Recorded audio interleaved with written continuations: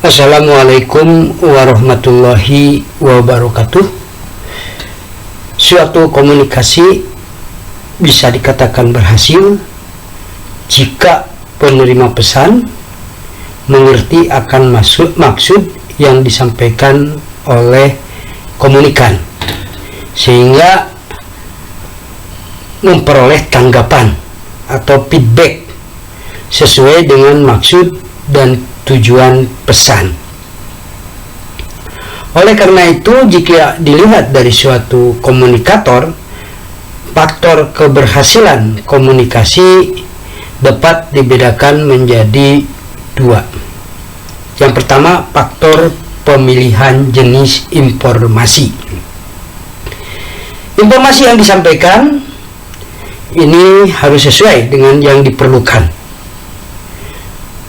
sehingga informasi tersebut haruslah objektif, benar, dan informasi yang dikirim harus tepat waktu.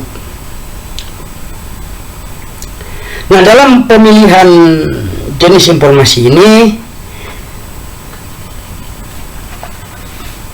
yang berikutnya adalah faktor jenis penyampaian informasi. Dalam penyampaian informasi tentu harus ada kejelasan maksud dan tujuan, sehingga mudah dimengerti oleh komunikan. Di sini haruslah ada keseimbangan berita dengan kenyataan, sehingga berita yang disampaikan tersebut dapat dipertanggungjawabkan. Tentu dalam pelaksanaannya, agar berita dapat dipertanggungjawabkan, harus disesuaikan dengan situasi dan kondisi yang berkembang. Juga adanya penetapan saluran komunikasi yang tepat, sehingga cepat sampai pada tujuan tanpa ada penyimpangan.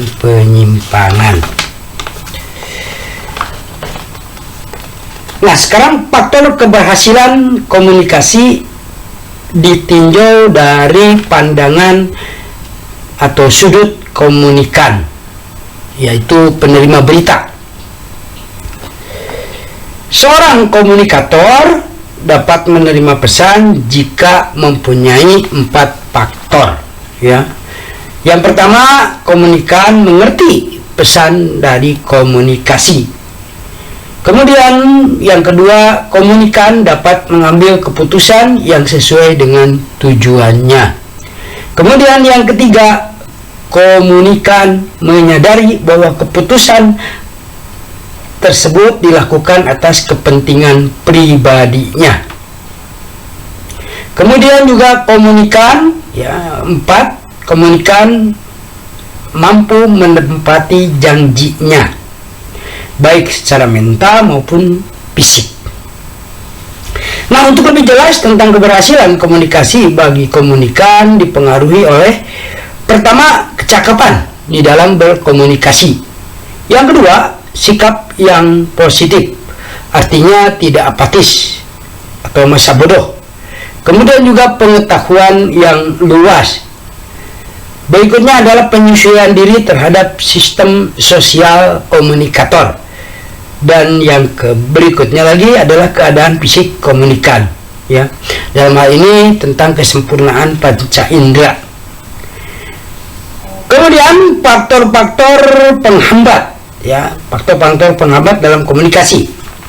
Dalam proses komunikasi ini sering terjadi hambatan yang umumnya mempunyai 2 sifat. Yang pertama, hambatan yang bersifat objektif, yakni berupa gangguan dan halangan terhadap jalannya komunikasi dikarenakan situasi dan kondisi yang tidak menguntungkan.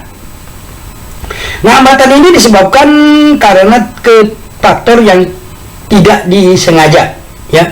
Contohnya seperti gangguan cuaca, ya, hujan, kabut, dan lain-lain, ya. Kemudian juga hambatan yang bersifat subjektif. Nah, ini hambatan yang sengaja dibuat orang lain, sehingga merupakan gangguan terhadap usaha komunikasi. Adapun yang menjadi dasar dan halangan ini disebabkan oleh adanya rata-rata ini pertentangan kepentingan, ya. Misalnya terjadinya prasangka buruk, kemudian egois, ya, dari seorang komunikan, apatis, dan juga mudahnya berubah pendirian. Nah, 7 faktor komunikasi, ya. Komunikasi suatu hubungan dibentuk oleh sejumlah faktor, ya. Ini terdapat 7 faktor komunikasi yang disampaikan, dirilis dari Scott M. Caltif dan Allen H. Center, ya, di dalam bukunya Effective Public Relation. Jadi terdapat 7 faktor komunikasi, ya, atau the seven communication. Yang pertama adalah credibility atau keterpercayaan. Nah, pada proses komunikasi ini dipengaruhi oleh faktor keterpercayaan. Dalam hal ini, komunikasi terjadi antara komunikator dengan komunikan, di mana terjadi saling mempercayai dan saling memerlukan. Kemudian juga konteks atau perhubungan, ya. Proses komunikasi juga dipengaruhi oleh faktor perhubungan. Ya, jika tidak terjadi kontak atau hubungan, maka komunikasi tentu tidak akan terjadi. Ya, keberhasilan komunikasi juga berhubungan erat dengan situasi maupun kondisi lingkungan ketika komunikasi tersebut berlangsung. Kemudian yang berikutnya adalah konten. Ya, 3C berikutnya adalah konten atau kepuasan. Komunikasi harus dapat menimbulkan rasa puas dari kedua belah pihak. Kepuasan ini tercapai bila mana berita atau pesan yang dikirim komunikator bisa diterima juga dimengerti oleh komunikan, ya, sehingga komunikan memberikan reaksi atau respon kepada komunikator, ya. Kemudian yang keempat adalah clarity atau kejelasan. Faktor kejelasan ini sangat penting dalam proses komunikasi sehingga tidak terjadi miskomunikasi.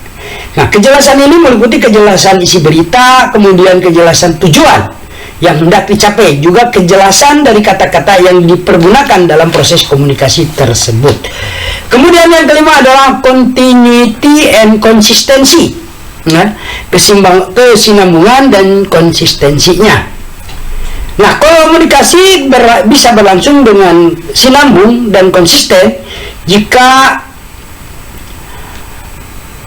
dilakukan secara terus-menerus dan konsisten, ya.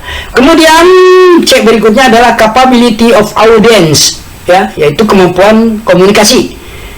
Nah, kemampuan komunikasi ini sangat berpengaruh, sangat menentukan proses komunikasi.